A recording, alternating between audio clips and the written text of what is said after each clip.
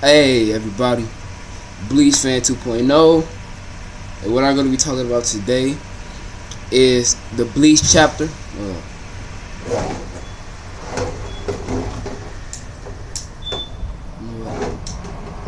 This Bleach chapter 682. What happened on that chapter is everybody want to see. And I'm gonna start out by opening it up like this. Okay, the chapter opens up with Habak walking through the portal, and he looks at somebody. We don't know who this person is yet, and he say, "You are a sore eye to see." And we cut over, and we see the Transcendent one, the God. Okay, the God who ran over Waco Mundo. The one who can just drop his sword on the ground like glass, and it makes you see everything. Sosuke Aizen. And what Sosuke Aizen said was, "Welcome to my soul society." And then Yuhabaki made his smile at Aizen. And so next we cut over to Ishida and his little segment. As Ishida running up the stairs, he looked like who is that? Who is that he was looking at? And who we see was Ryukin Ishida and Ijin Kurosaki. Yep, Ijin Kurosaki. Ijin. So what we get from them is Ryukin was basically telling Ishida that, here's an arrow. Shot an arrow at him. He was like, "Here's an arrow," and this arrow, and he found out what the Oswaldin uses. Oswaldin made a silver blood clot. It's like a silver type blood clot, and it clots the heart of a Quincy, and they die. And he said, "Here," and I forged this out that silver. So basically, what he did was how should I put this? He dissected his wife because she was killed by the Oswaldin, taking that silver from the Oswaldin and forging it to an arrow. You see what I'm getting at? And that arrow can basically kill a Quincy. Why? Because this is some silver blood clot. And blood clots, as we probably had one last game before, I had one of them. But a blood clot is basically like, it's just holding up blood, and it can affect you, and it can kill you. And he took that silver blood clot and forged it as an arrow. So this may be the only weapon we see that could kill Yuhabak once and for all. Think about it for a minute. If it's a silver blood clot in your heart, it could die. It could kill you. And then we cut over. After that situation was settled down, we cut over to Ichigo and Renji. Now Renji and Ichigo, they running through the portal, and Ichigo, he kind of like fall out, he like, oh. And then Renji was basically telling Ichigo like, "Get up, Ichigo. We made it this far. Get up. You have to do this with me, man. Just get up." And he start to headbutt and slap Ichigo around. And then that's when Renji hopped in his feelings. We don't see this part from Renji. We never really seen this part from Renji in the series. So what he did was he hopped into like his feeling type zone, is telling Ichigo like how him and Rukia grew up with each other since they went with squad. Cause see, Rukia is with the squad with Captain Uketake, which probably dead right now. This comment in the comment section. Do you think Uketake is dead? So what happened was, cause like just think about it, Uketake got he got the memory Hage threw up out of, and then after he got it thrown out of him, Yuhabak absorbed the memory Hage Sama right along with the Soul King. So think about that part for a minute. That's on another subject for another video. And so he was basically saying to Ichigo like, me and Rukia, we've been friends for a while, for a real long time. And then after we got separated in our squad, we was really separate. I mean, like, Squad 6, he would be Akia. Squad 13, he Rukia is with Ukitake. And so he was telling Ichigo, like, since you came about the whole situation with me and Rukia on how we didn't really used to interact with each other, finally came back to our senses. We finally connect with each other. It's kind of like trying to find two magnets. It's kind of like a magnet that's. It's kind of like, I don't represent a magnet. I represent a magnet. It's kind of like if I have a magnet in my hand right here, and hand right here, and they used to connect, now they repel. Like north and south, now south and south, or north and north.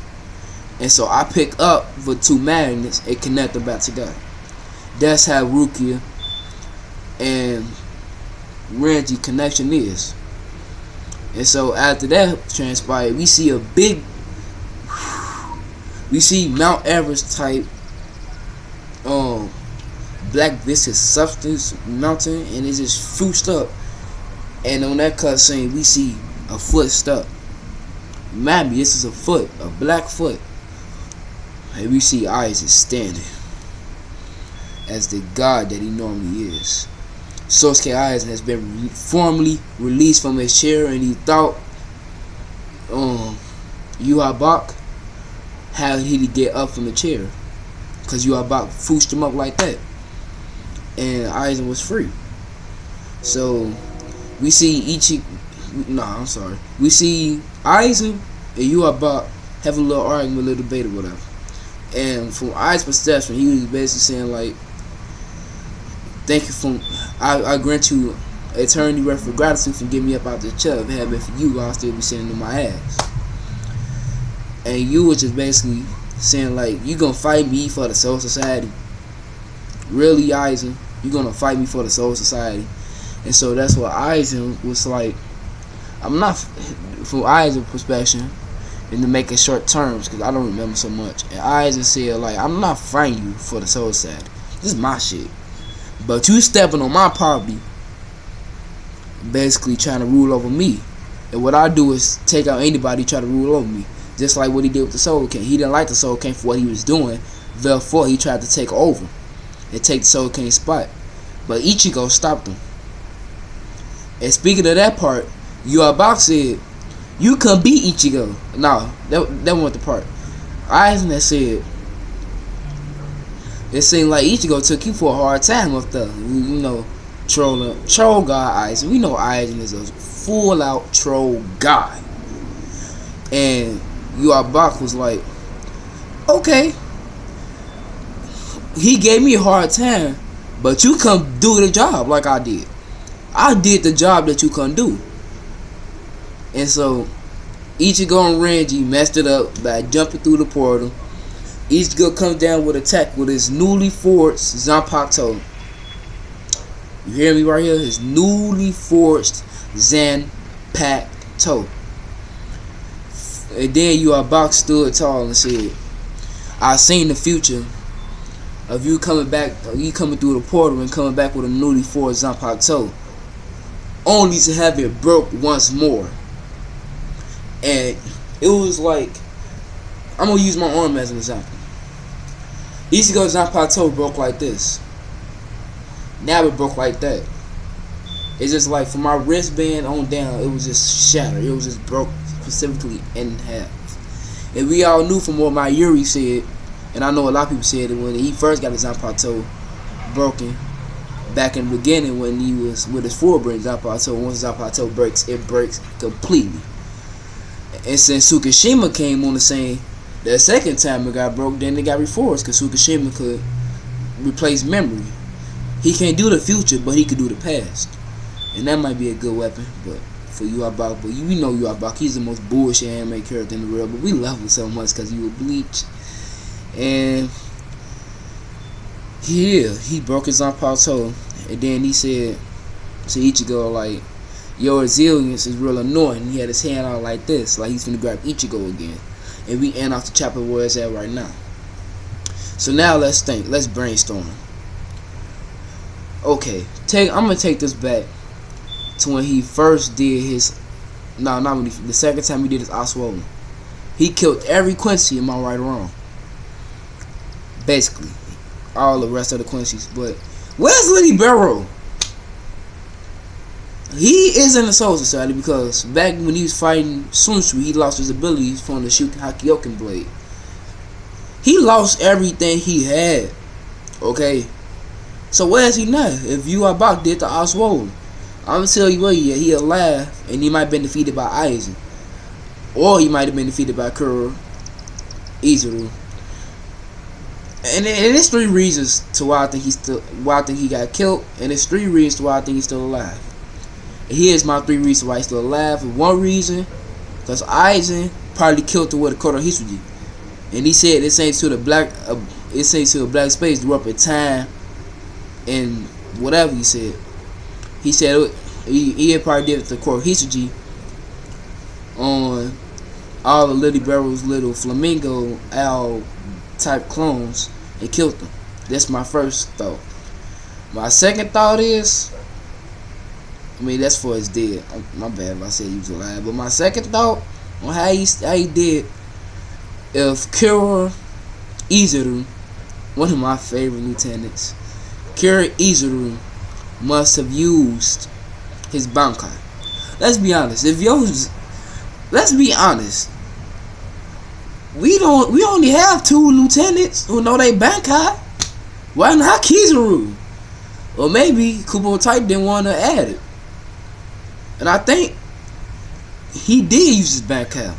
In my final one, and how he might have died is from the blood clot. Now you can't kill light, but you can kill the substance inside the light to make it go away. Like if I have a light bulb and it stay glowing, I can put my hands over a light bulb, you still won't see light. You'll see light deflected from my fingers. But if you destroy the force inside of the light, you can kill it by then. I didn't see why Sunsui didn't use it. I mean, he did slice his head out, but he could have went the other way with it if his Bankai was so weak. But I love his Bankai. He put up a big water thing, and it just floosh out everything in the sight. And he makes like a disease type thing, and he do the transfer with the wounds. It's kind of like it, and that's foreshadowing. If you never knew that Kubo, he had foreshadowed.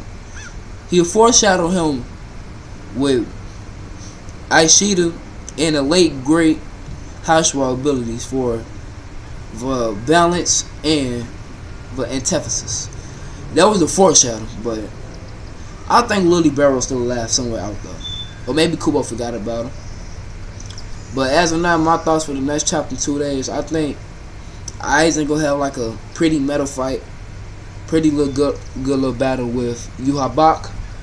And I don't want to make all you Bleach fans mad, because I know y'all love Renji, but we know Renji gonna die. I'm sorry, Renji might die. I don't want to see him dead. I know y'all don't either, but Renji might die. Well, and I think Rukia might try to go through the portal, but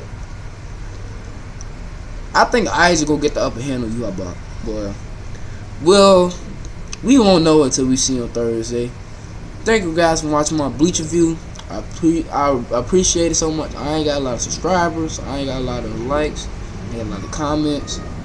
But it builds up though. I like doing Bleach reviews because I get to put out my thoughts from my perspective. Sometimes Tekken 101 taken from me. Just like with the old, he know what I'm talking about. He know exactly what I'm talking about. Parts to the Soul King. But I'll get at you on Thursday, this Thursday, new Bleach review. And we got nothing but 3 more chapters. 3 more Bleach chapters. But I'm gonna do it the day I come home. And I just want to thank everybody for watching this. And please give a like, comment, subscribe to my channel. It will help me out a lot.